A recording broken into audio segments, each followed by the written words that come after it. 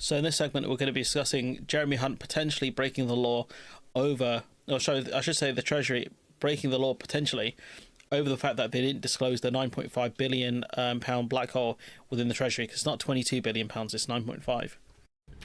We had built up a way of working with the Treasury, and we're going to get into the weeds, unfortunately, a bit on how forecasts are put together, but in particular on departmental expenditure limits, which is the 40% of public spending which is allocated out to departments, where which had worked well up until, I would say, this past year, where within periods covered by spending of use, which DELs were set by departments, there was a system of expenditure control in place, which where we had a kind of high trust relationship with the Treasury, that those things were being well managed and managed within the total. So essentially saying we took it on God that the Treasury would be, essentially giving these departments, the amounts that they were saying, and that certain, amounts were, the amounts weren't being fudged, basically. That system very clearly broke down. And when the information that came to light was presented to Parliament in July, we immediately wrote to the committee to say we were going to look into this, because we were not aware of the pressures that had been highlighted.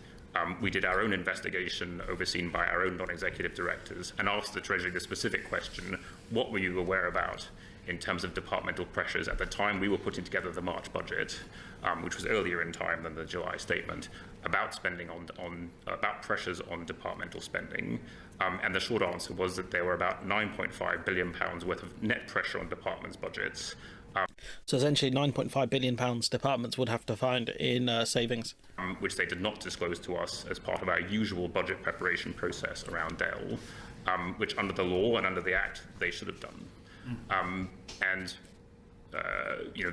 We have written to the committee with the findings of that review, and we have also, together with the Treasury, I think, put in place a better process, and one which I think gives us greater confidence, and I hope will give this committee greater confidence that in. I wonder how the markets would look at this when this story came out about, essentially the government lying about the budgets.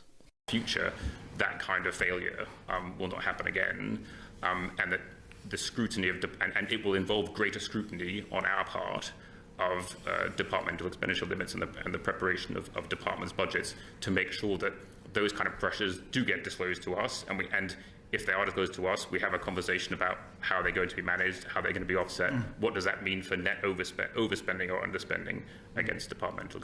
So it's quite interesting that this is a law, that about this 9.5 billion pounds, and Tories didn't disclose it because I think they were going to try and find those savings predominantly through welfare cuts. And so the Guardian do have an article on this. It's pretty much the same thing as we have kind of covered, talking about the material changes and things like that. And the OBR talking about how they're going to have to investigate it. Do I expect any kind of punishment to come to Jeremy Hunt? Absolutely not. Politicians rarely face consequences for breaking the law. But anyways, I'm going to leave it there. Let me know what you think in the comments below. Like, comment, share, subscribe. Support the channel on Patreon if you can. And hopefully I'll see you in the next one.